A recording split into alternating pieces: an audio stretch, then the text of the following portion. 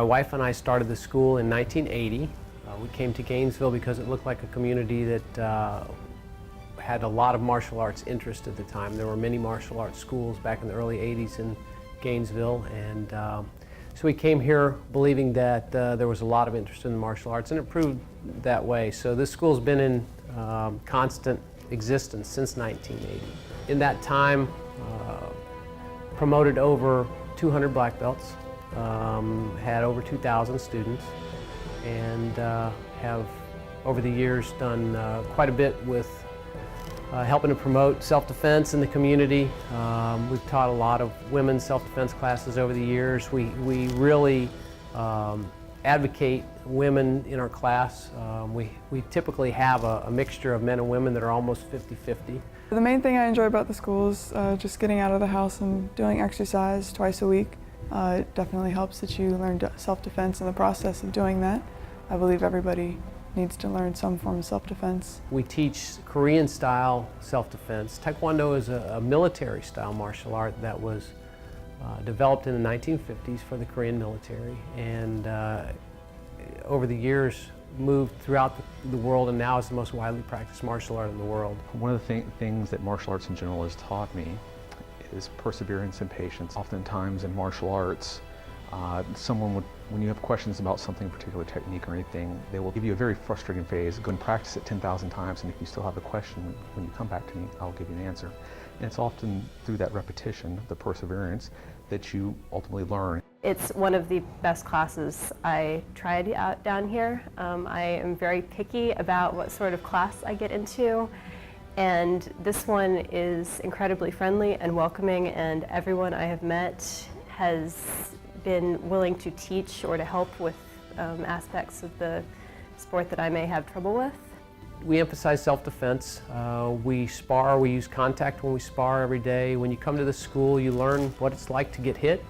You learn what it's like to hit someone and to be able to continue to fight. There's nothing magic about fighting or self-defense. It's you have to use good technique, and you have to use it with power, and you have to use it at the right time at the right places. And so we emphasize to people that we're using real martial arts technique. We're making contact with people, and we teach practical technique that's designed for self-defense and not necessarily for sport. I think the class is good rehab. I'm not in great physical shape. I do have arthritis. I've had a hip replacement recently. I've had 2 heart attacks, which I've used the class to help recuperate from that. And I think just in overall, it keeps me in reasonable physical condition. I'm not a super athlete by any stretch of the imagination, but this definitely helps. Board breaking is a demonstration of your technique and power, just like concrete breaking is. Both are used to demonstrate that you have proper speed, technique, and power to smash something that is harder than you are. Otherwise, you can't break it with your hands or your feet. We use 1-inch 12 by 12 pine boards. One board represents about the force it takes to break a human rib. So typically we will use 2 boards at a time or more, which is exponentially harder than breaking 1 at a time. Concrete is power breaking as well, which is much more difficult. Concrete does not bend, it does not flex, and requires total concentration and total commitment. Class, typically we go through several rotations of different types of exercises. We start out with a drill portion of class where we're learning new techniques and combinations. We're using the air.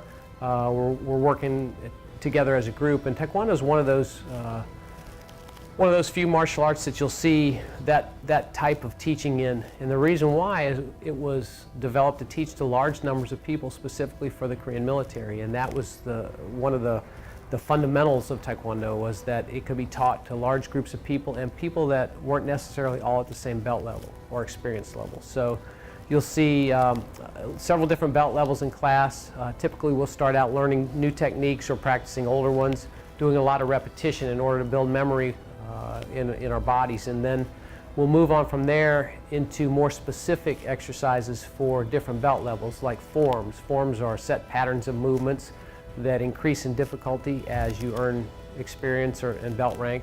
And each form has a specific meaning and a specific reason why we practice it. Some of them emphasize power, some of them emphasize changing in footwork. Some of them emphasize the differences in hand and foot techniques. So there's different forms for different reasons and different levels.